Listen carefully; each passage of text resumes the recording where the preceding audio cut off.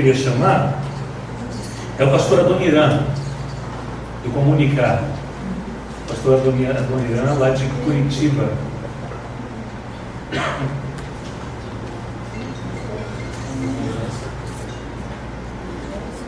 Olá, gente. Eu sou Adoniran, sou de Curitiba, trabalho junto com o Marcos, conheço a Lois, o Milton, sou fã de todos eles, de carteirinha. E eu acho que eu estou aqui porque há alguns anos atrás eu comecei a fazer seminário e a minha paixão sempre foram outras línguas. Eu nasci numa colônia japonesa, no Pará. Pasme, no Pará tem japonês.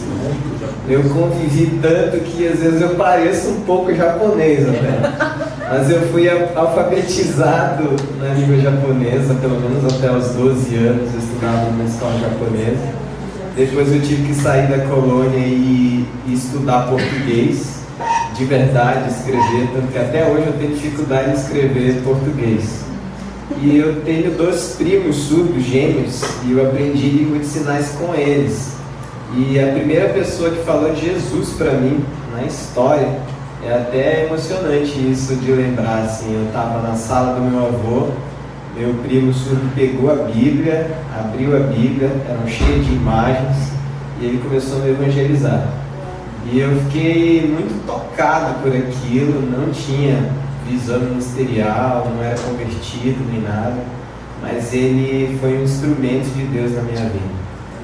Depois disso, obviamente, essa semente foi crescendo, eu fui me envolvendo mais na comunidade surda, claro, por causa deles, mas porque também todas as minhas 11 tias, meu avô é um exemplo de perseverança. Ele queria ser pai de um menino. Então, enquanto não nasceu um menino, ele não parou, né? Então, eu tenho 11 tias e um tio. E as minhas 11 tias são professoras e todas elas, ou pelo menos 90% delas, trabalham com surdos, inclusive a minha mãe. Minha mãe é professora de surdos lá no Pará, minhas tias professoras de surdos, a maioria deles tem letras libras também, então são envolvidos na comunidade surda de uma forma muito profunda. Então, quando eu comecei no seminário, me deparar com o grego, você falou da questão da tradução, da interpretação, da exegese, essa era a minha matéria preferida, porque nenhum outro aluno conseguia escrever e entender bem aqueles pauzinhos, né? Como eu tinha sido alfabetizado em japonês, aquilo para mim era muito fácil. Então eu só tirava nota boa naquela matéria. E eu fui me apaixonando e quis criar uma relação entre a língua de sinais e a exegese e tudo mais. Então eu fiz a minha primeira tradução particular do Evangelho de João, fiz para mim essa tradução, e eu estudava e mostrei para o meu professor que faleceu há 2 semanas atrás, o professor Paulo Angrada. E ele ficou bem feliz e orgulhoso de ver a minha tradução do Evangelho de João, mas depois eu fiquei, não, mas como é que eu poderia fazer isso para os surdos, né? E aí eu aprendi o sistema Glossa e fui fazendo assim a tradução do Evangelho de João para esse sistema. Fui testando, fui fazendo as testagens na Universidade Estadual do Pará, na época ela estava bem envolvida nessa área de ensino lá e aprendizado. Depois eu entendi que não era a melhor forma, eu achei que não estava fluindo bem porque não tinha as imagens que o pastor Nilton colocou aqui, então eu fazia ilustração, mas aí não dava, por causa disso senti necessidade de fazer design, né?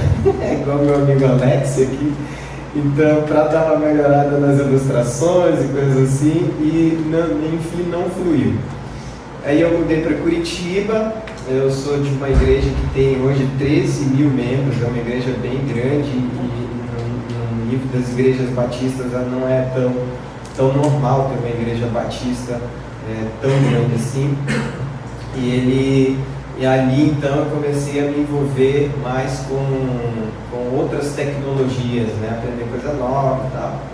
E eu fiz uma tradução do Novo Testamento meio livre para os surdos da nossa igreja. Só que eu descobri que aquele negócio ficou bem legal, porque todo mundo só queria usar agora esse coisa e era num DVD, e aí todo mundo queria o DVD, era mais para os velhinhos que não conseguiam ler a Bíblia. A gente tem muito velhinho lá, Marcos Kleber é da igreja, e ele sabe que lá tem muito velhinho, então os velhinhos não conseguiam ler a Bíblia, né, em português. A gente fez esses DVDs e ia entregando para eles. Só que depois o pessoal falou, não, pastor, vamos colocar isso na internet, né? Vamos soltar, vamos ver o que dá. Eu falei, tá bom, vamos tentar. E daí a turma pegou todo esse material, deu uma editada, melhorada ali nas cores e coisa e tal, e colocaram no YouTube. E um rapaz estava estudando computação, informática, alguma coisa do tipo, acho que era programação.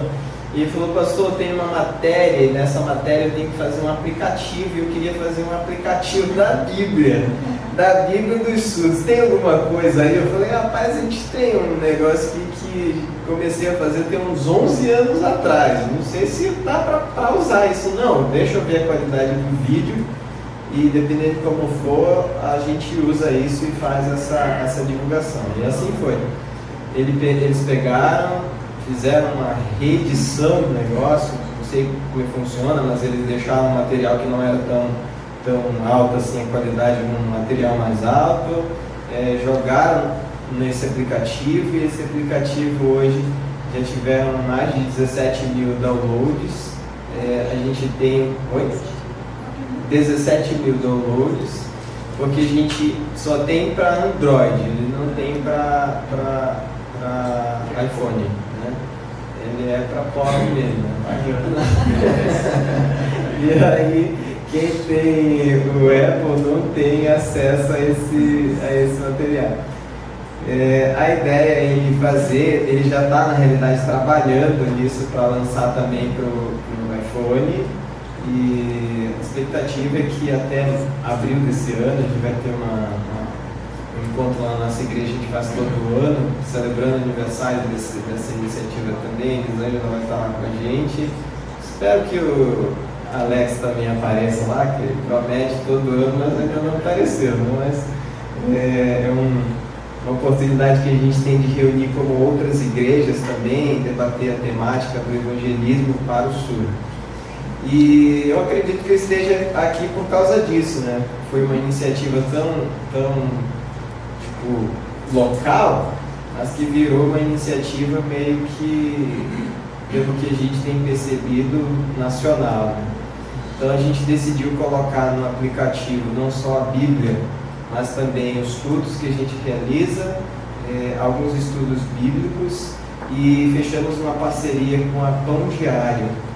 E o Pão Diário então faz um devocional de 2 minutos todos os dias. E aí eles têm ali esse vídeo em Libras agora, uma vez que a filosofia do Pão Diário é acesso ao Evangelho, promoção do acesso ao Evangelho a todas as pessoas, e eles perceberam que eles não estavam cumprindo esse propósito deles, né? Fui ano passado na Sociedade Bíblica para tentar fechar lá com o pastor Paulo e o Elismar, esse é o nome, né? E o Elismar, de a gente colocar também um texto no aplicativo para o pessoal ver o vídeo, mas também ler o texto. A ideia de tentar voltar ali para o texto, estimular as pessoas no texto, porque quando eu pensei nesse trabalho, quando eu comecei a gravar esse trabalho, a minha ideia não era ser uma Bíblia de surdo. Eu queria que fosse apenas uma coisa que ajudasse os surdos a compreenderem a Bíblia escrita, né? Então, porque eu já sabia do Bíblia Libras, tenho um carinho, um amor muito grande pela Lois, que é minha amiga, Marcos Kleber, está vindo para a minha igreja, o pastor Salomão, pastor junto comigo na igreja, então está todo mundo envolvido com o Bíblia Libras. Então, não era essa a ideia de ser um substituto, alguma coisa assim, era mais ajudar local mesmo, a igreja local. E aí virou uma coisa que foi um pouco diferente, e eu não esperava que ia ter esse tipo de efeito, né? Um efeito, do meu ponto de vista, positivo. Claro que eu recebi bastante crítica por causa disso também, porque é um ouvinte fazendo, né? Então, eu hoje entendo claramente e respeito, obviamente, tudo isso. Uma das coisas que eu insisti para estar aqui é exatamente para que as pessoas entendam que eu respeito muito isso e valorizo bastante. Tanto que nas atividades que a gente tem na nossa igreja, a maioria das coisas que nós realizamos, tudo é ideia de surdo e os surdos fazem, né? Então, eu tenho um respeito muito grande e honro os surdos, até porque quem me evangelizou e quem plantou a semente do evangelho no meu coração, na minha vida, foi um surdo, né? Então, eu tenho gratidão eterna, porque essa semente de salvação brotou no meu coração e hoje eu estou aqui. Posso até dizer para vocês, gente, hoje eu sou pastor, mas porque um surdo investiu, orou por mim, me evangelizou e compartilhou essa mensagem. Muito obrigado. Amém.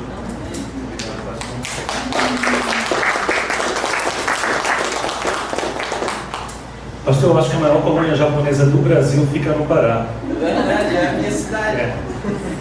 Eliane, da Missão Além. Eliane.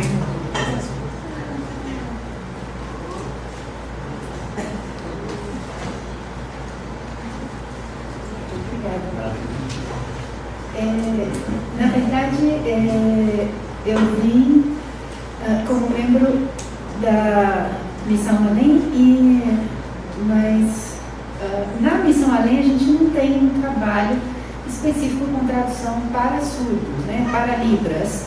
A Missão Além trabalha com treinamento linguístico, missiológico especificamente, para quem vai trabalhar com tradução para outras línguas. Então, a preocupação maior é com a aquisição da língua e a cultura de forma a realmente inserir o missionário dentro daquele sistema cultural linguístico para qualquer tradução que vier a partir daí.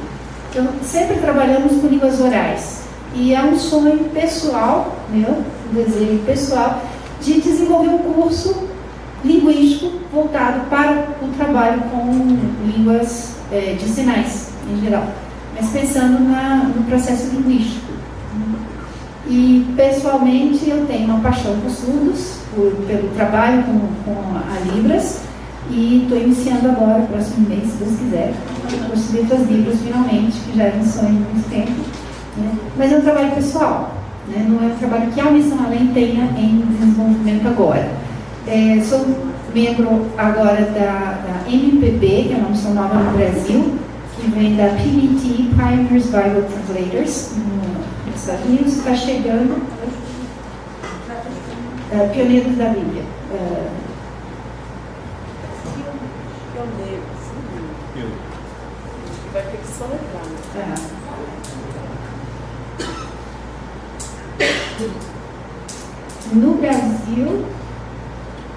No Brasil está começando agora, tem apenas 2 anos de fundada a MPB no Brasil, e o lema, o foco é preencher lacunas. Então, esse é o nosso propósito, ajudar o trabalho que já está em andamento. Pessoalmente, eu já conhecia a Lois, o Marcos, da equipe do IES, então o objetivo é fazer esse trabalho associado, né, entre a MPB e a Além. Já começamos a conversar parceria, então sempre esse trabalho de parceria, de preencher lacunas, de ocupar os espaços ainda vazios em qualquer que seja o trabalho de difusão da Bíblia em línguas e povos por alcançar ou em fase de alcançar. Então a ideia é essa, tá, pastor? MPB e Além. Mas acho que quem representa a língua espiritual. Muito obrigado, Eliane.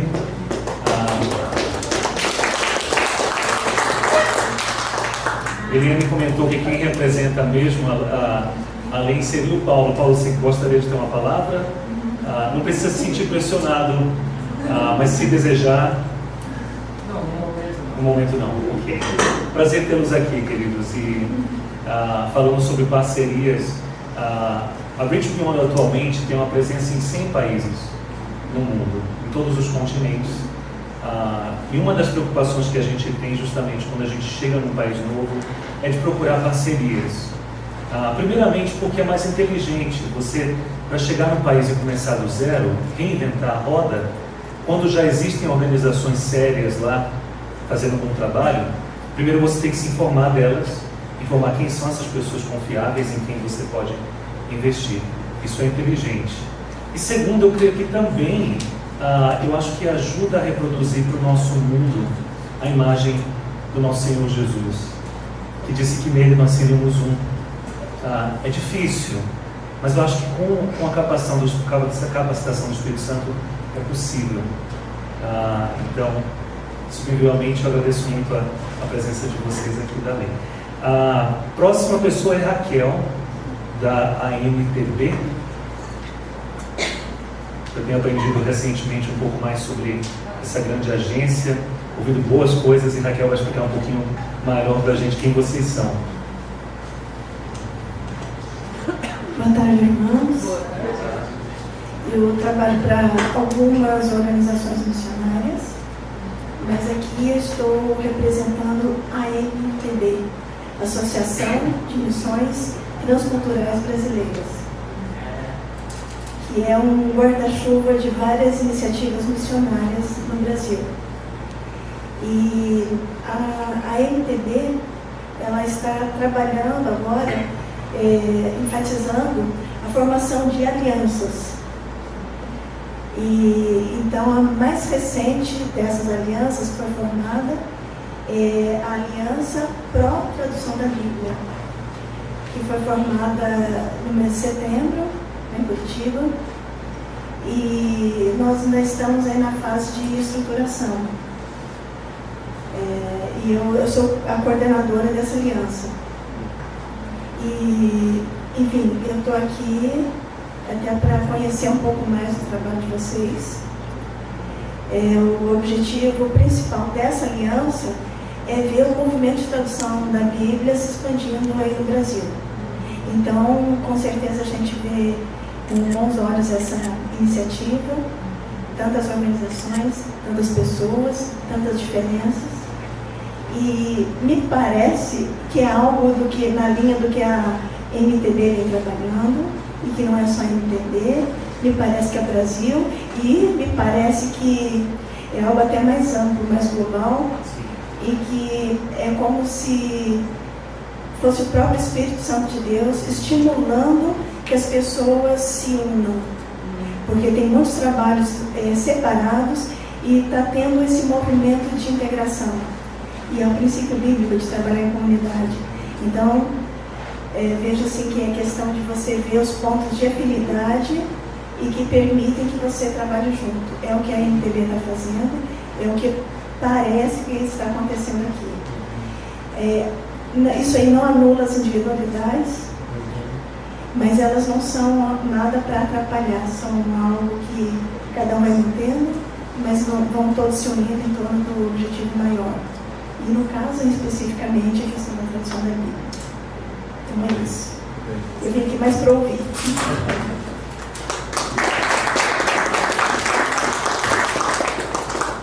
Muito obrigado, Raquel. Do Manuário de Sinais, Lúcio Cruz. Lúcio Cruz, Manuário de Sinais. Boa tarde. Boa tarde. Eu fiz a minha apresentação para 10 minutos, então eu vou correr aqui para tentar, mas eu vou ter pena da intérprete. Eu vou resumir a minha apresentação. Esse é o Manuário de Sinais Bíblicos, formado por um grupo de trabalho por pessoas voluntárias. Nós não recebemos nada. O próximo. O trabalho iniciou em 2015 e hoje já são 5 administradores. 5 administradores que trabalham de forma voluntária. O Marcos foi um dos fundadores, juntamente com um outro surdo que não está mais, e hoje eu estou auxiliando esse trabalho. O Klepper foi o fundador e nós temos trabalhado muito em prol desse projeto. Esses são os outros surdos que trabalham dessa forma voluntária, como eu falei para vocês. O último ali, Cristiano Silva, também aceitou de forma voluntária criar o nosso site. Atualmente, nós já temos 44 membros, 44 pessoas trabalhando arduamente. Nós não trabalhamos dentro desses 4 anos, mesmo sendo de forma voluntária. Como nós fazemos para adicionar novos membros? Primeiro, precisa ser surdo. Só aceitamos surdos. Alguns surdos querem participar desse manuário. Eles têm interesse. Então, eles procuram um dos 5 administradores e demonstram o seu interesse. Então, ele vai passar por um crivo avaliativo.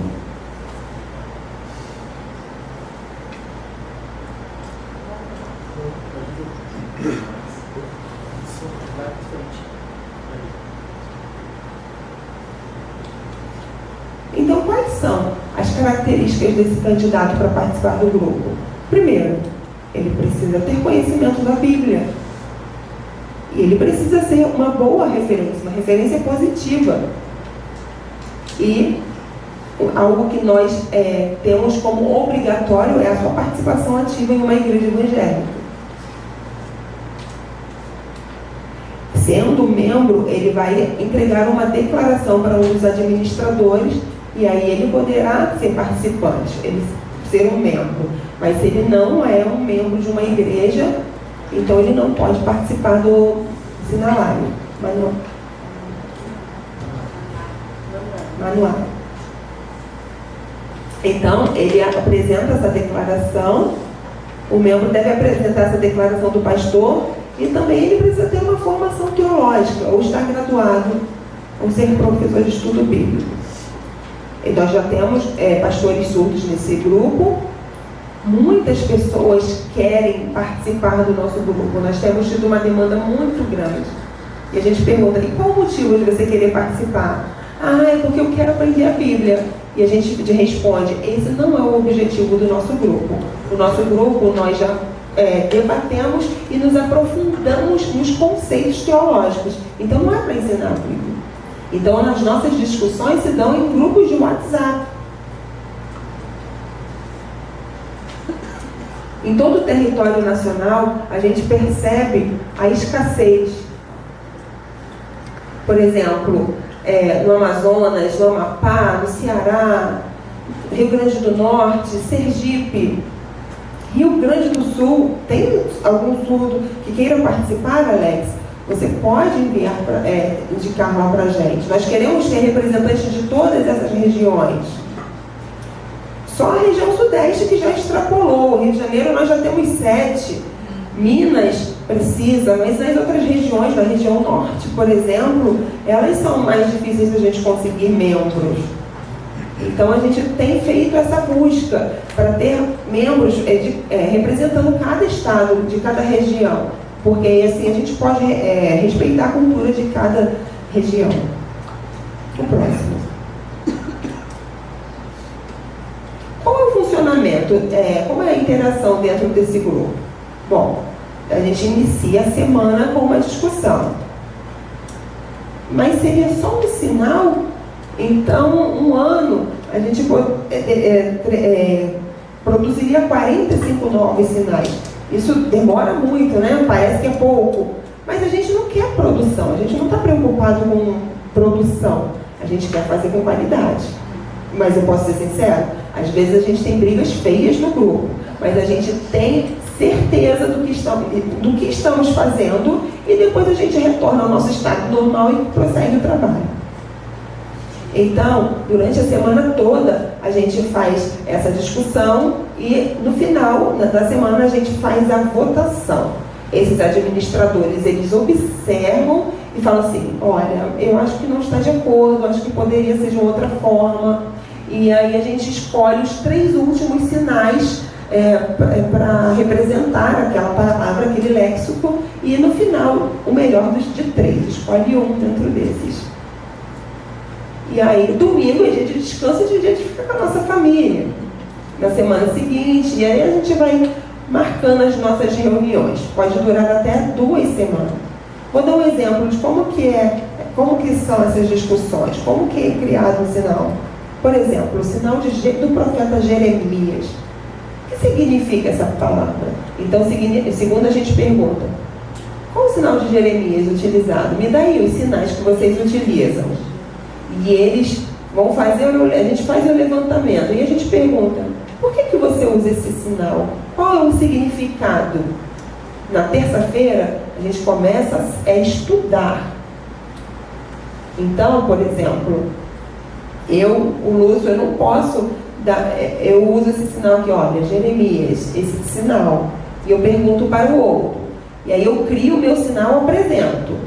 Eu sou o autor desse sinal, ok? Não tem isso, não existe isso no grupo. Não vai sair o seu nome como autor, vai sair apenas o sinal de Jeremias. Como o pastor Newton ele falou, para criar esse sinal de Páscoa, né? Foram 3 semanas intensas de discussão para até chegarmos nesse sinal.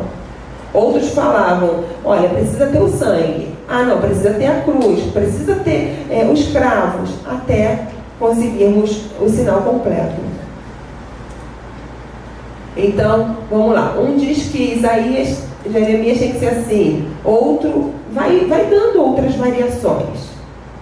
Mas por quê? Porque o Jota porque era um profeta chorão. E a gente fala, olha, isso daí não tem uma profundidade conceitual, ok? E aí a gente vai buscando explicações que tenham profundidade conceituais. Por exemplo, o sinal de Naamã. Qual seria o sinal de Naamã? Então, até houve a discussão e a gente criou esse sinal aqui.